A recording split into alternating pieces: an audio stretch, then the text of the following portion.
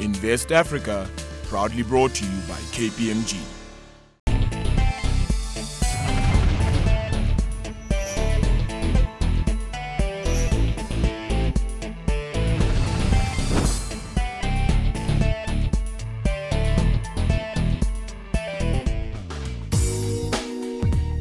As technology advances, so too do the issues and challenges associated with it. Cybercrime is becoming more and more prevalent globally, costing businesses and individuals billions each year. I think the problem is user awareness. I think generally, and you see this in lots of industries, business will introduce technology to be aggressive in the marketplace, because obviously technology is a faster way to generally do things. People will start to use that technology, but they may not necessarily understand the risks associated with that. So I think the risks have generally been there, but because technology is now being used as an enabler, it's all out there, and people now can be targeted through those electronic means. According to Interpol, in the past, cybercrime was committed mainly by individuals or small groups. Today we are seeing criminal organizations working with criminally minded technology professionals to commit cybercrime, often to fund other illegal activities. So how can companies and individuals protect themselves from cybercrime? Companies need to invest in people, process and technology. It's not just about technology. Very often, if users are properly trained and aware of the security risks associated with the environment, they would be better prepared to detect a potential, let's call it a phishing attack that might come their way. If they're aware, even if they responded to the phishing attack and perhaps gave the username and password or introduced malware into the environment, if they thought about it and thought maybe there is a risk associated with it, they could alert somebody and perhaps they could detect it earlier. So it's all around detection, that ability to detect, and then obviously once the breach happens, how do you respond to that? What procedures do you do? How do you engage with your customers? How do you recover your environment so you can carry on with business?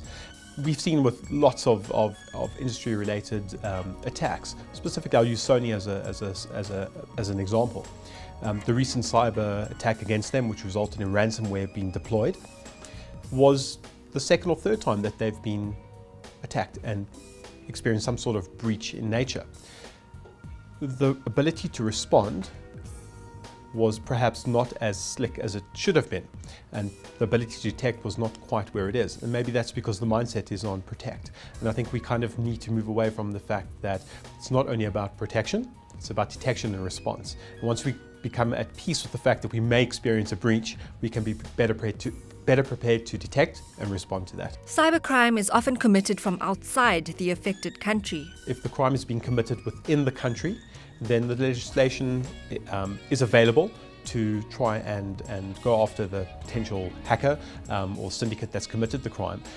But it becomes more challenging, because how do you know who attacked you if you don't necessarily have the right detective controls in place? So you kind of got to start off and say, okay, either I know the person or I don't know the person, either through an IP address, which I can then trace back to a home, a business, some other organization, and I can go after them because without doubt, I can say the attack came from this person.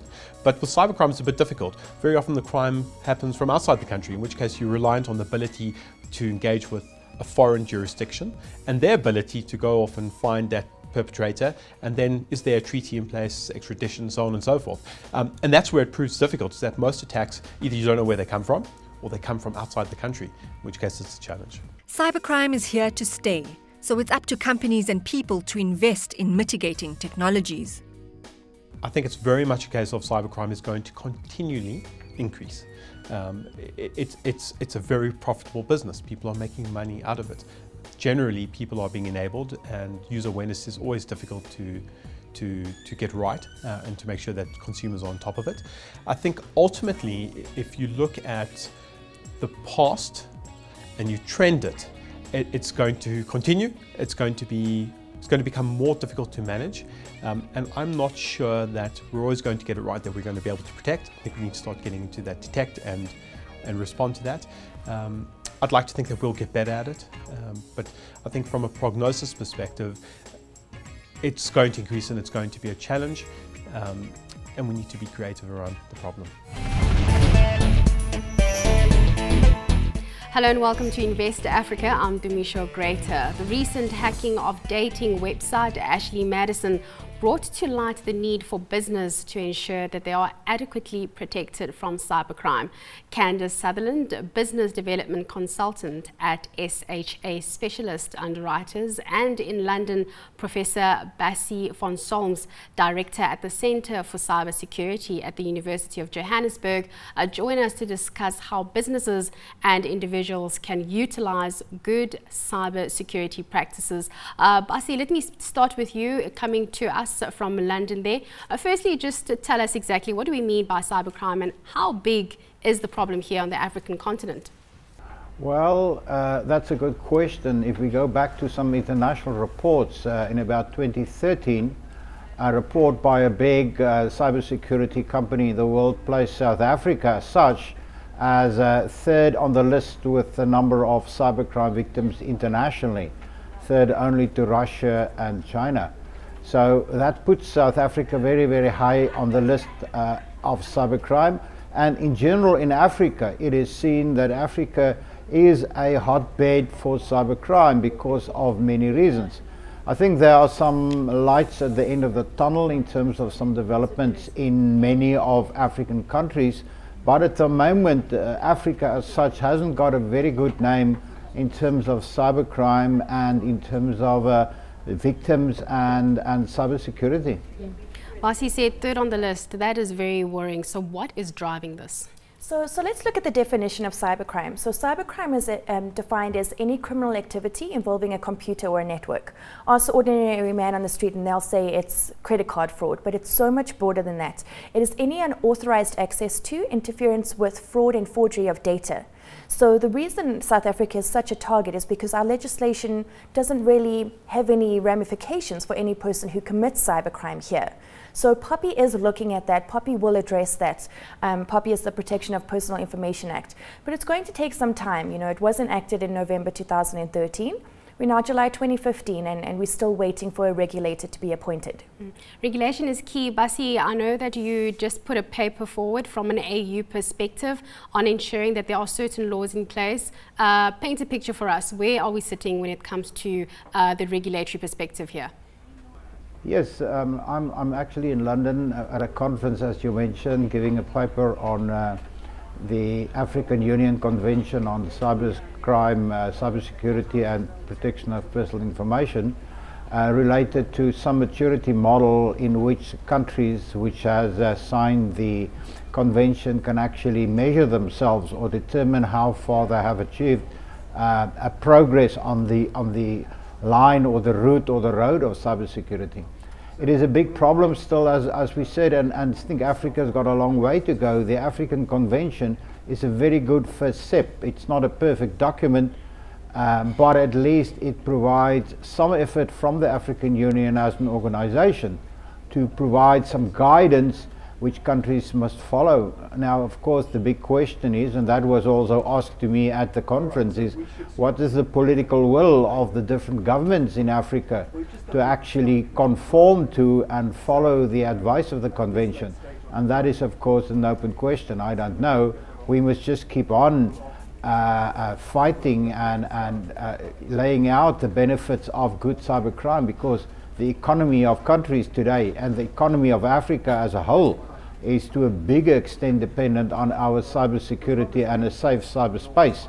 So it's to the benefit of countries and governments to ensure that this happens. We need to ensure this happens. We need to make sure we've got the right policies in place. Broadband, that's a big issue. Absolutely. So how are we going to balance the two? How are we going to make sure that we've got good security when we still have broadband issues? Yeah, I mean, Wi-Fi itself is an issue. Using a Wi-Fi network that is an untrusted network is very, very dangerous. And looking at an SME, they don't have the budget to have these massive IT infrastructures and antivirus and firewalls and all that sort of fancy technology. So, you know, an SME would use Dropbox as the entire server. So what do you do in that situation? The only solution for a company to actually make it through a cyber breach is to have a cyber insurance policy.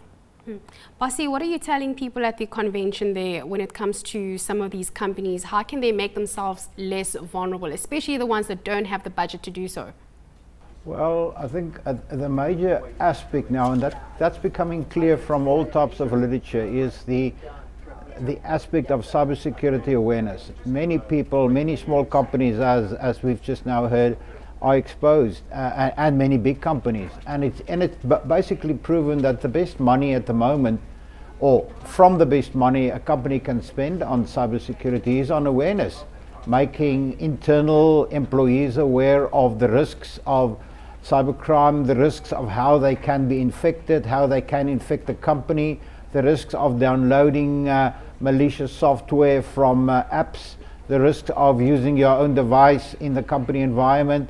So all those aspects, and that's where I really hope that national governments in Africa start with a national cybersecurity awareness campaign from school level onwards, because school children and primary school children are using cyber-based, internet-based devices, and awareness. I've got no doubt about it. That's where we must start to tell people, because many people are just unaware that by opening an attachment to an email, an unsolicited attachment to an unsolicited email, they can infect the company system. So yes, we shouldn't look at technology only. Cybersecurity is a multidisciplinary aspect, from human side right through the technology, but not only the technology. Technology can't solve the problem. That is such a tricky one, Basi, what you've mentioned, because you are able to go home, get your emails from them. You are being more efficient with your time. So this is something that corporates are going to have to try and manage. Absolutely, and it's something that it really is impossible to manage. It's like, if somebody wants to get into your system, they will. And we saw that with the Ashley Madison hack, with them saying, our systems are impenetrable. And now they're being held to ransom. A $200 million company brought to their knees. Basi, I'm sure maybe this is one that you may have been following. What have been the trends if a company does find themselves in a position where they are under threat, where somebody has been able to hack or threatening? Should they just give in, or what are the steps that need to be taken here? Yes, I think if a company, and I'll just come back to this issue of insider threats, it is proven, and it's shown in all statistics, that the biggest types of attacks are still coming from insiders, and not necessarily malicious, but also because of unawareness, as we've seen. But many companies, unfortunately, are still under the impression that creating a cybersecurity environment is a technical problem, and specifically the University of Johannesburg is widely involved now, and I'm also in the UK working with the University of Oxford, their Global Centre for Cybersecurity. And our specific project is working on the accountability of members of boards of directors, to accept their accountability and their responsibility concerning cybersecurity. It is not anymore a technical issue, it is a board member's issue. And all over the world now, cybersecurity, secure cyberspace, cyber risks for the company is becoming and is growing into a board agenda member. The World Economic Forum has clearly stated that cyber risks is amongst the top risks internationally amongst all companies. So it's a top-down issue. There's no doubt about that. You cannot solve the cybersecurity problem by technology from the bottom up. You must start from the top down, leadership, policies, directions, procedures, from the board down through the management, through to the lowest worker, and everybody must create a culture. That's the big thing. You must be a culture of cybersecurity. Like in Africa, we have a culture of doing certain things, and cybersecurity must become that culture. And that's what companies and countries, and I hope amongst the African Union can achieve, to do that, because that's what we need. I'm going to come back to the issue around the African Union with you, Basi, but he mentioned the fact that it's accountability at board level. Absolutely. I couldn't agree more. You cannot blame a staff member for something they haven't been educated on. And it definitely is something. There was a post recently about a gentleman who cashed in his pension fund because he thought that he won the Coke Lotto, right? So that financially is now that entire family is financially destitute. And people were posting comments like, well, if you're going to be that stupid, then you must suffer.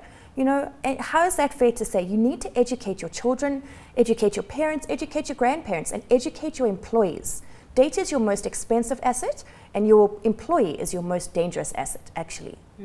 Well, we're turning into a short break now, but when we come back, we'll have more insight into making use of cybersecurity measures, and do stay with us.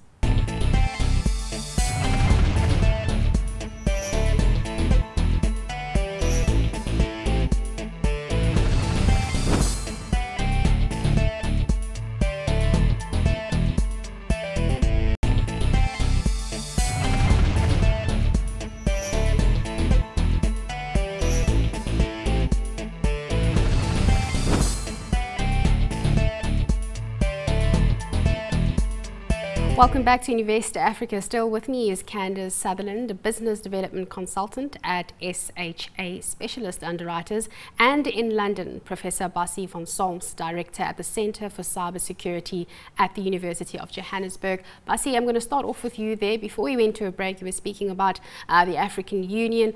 There were some things that still needed to be ratified, but I want to talk about the African Union model and what they say with regards to cyber space or cybersecurity. Some of the concerns is that restrictions to free of speech, and this may limit free of speech or freedom of speech. Are you in agreement with some of these concerns?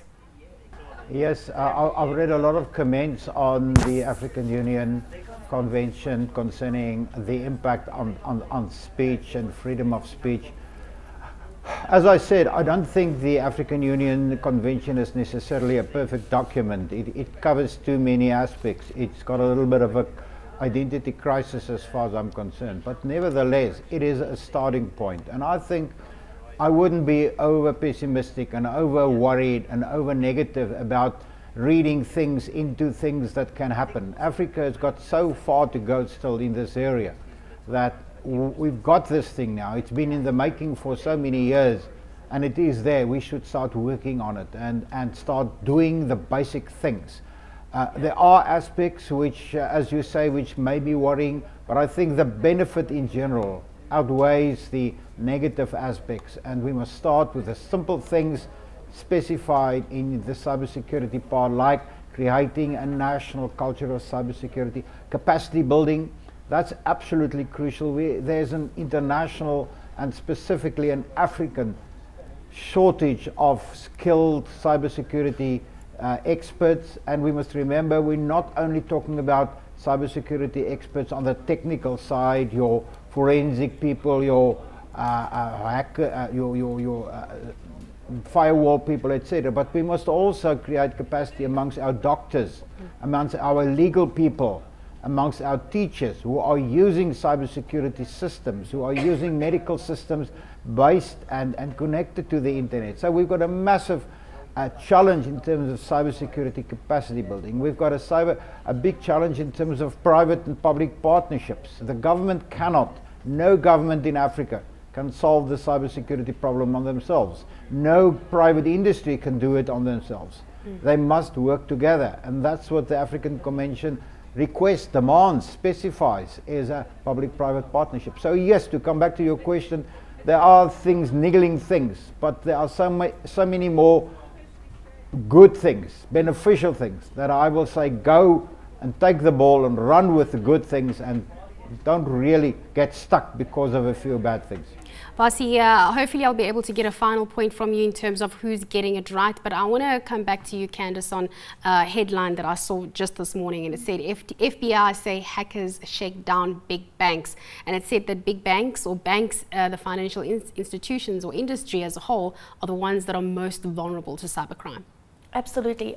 If you have an email from a bank that says don't ever click on a link, you know, they send out these constant communications to educate us on safe ways to transact with your bank. So the safest way is, if you are withdrawing money, go to an ATM inside a bank instead of one at a petrol station, for example.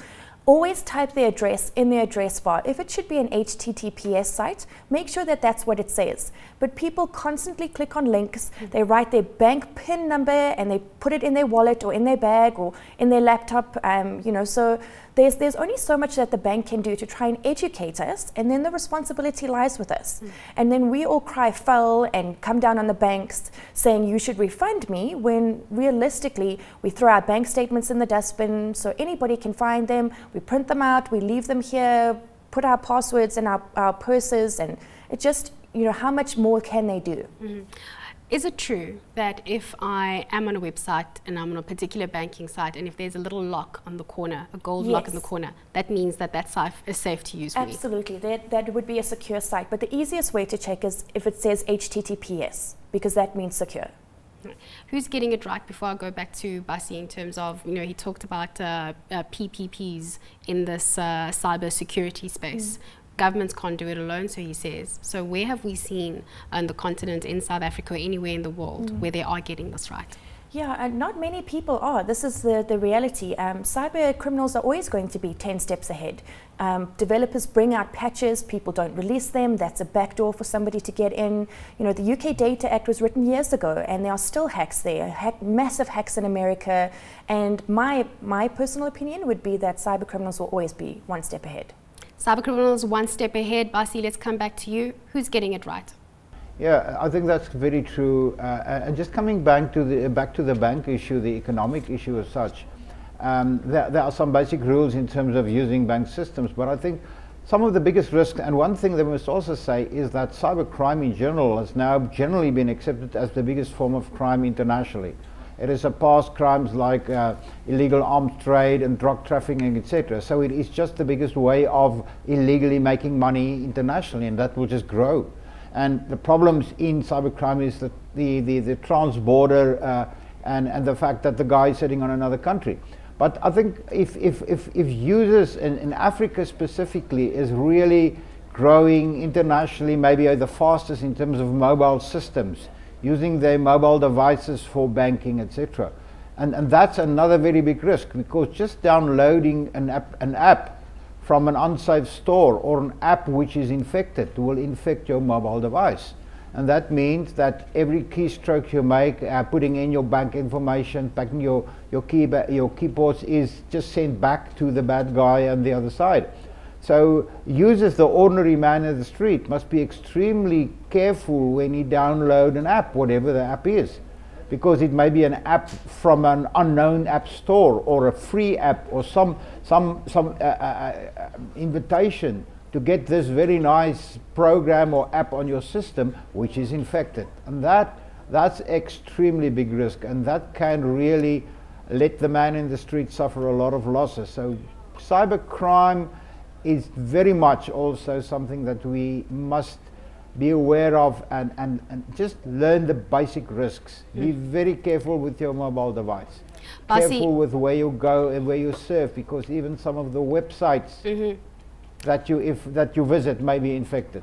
Well, you've heard it from the experts there. Beware, take extra caution.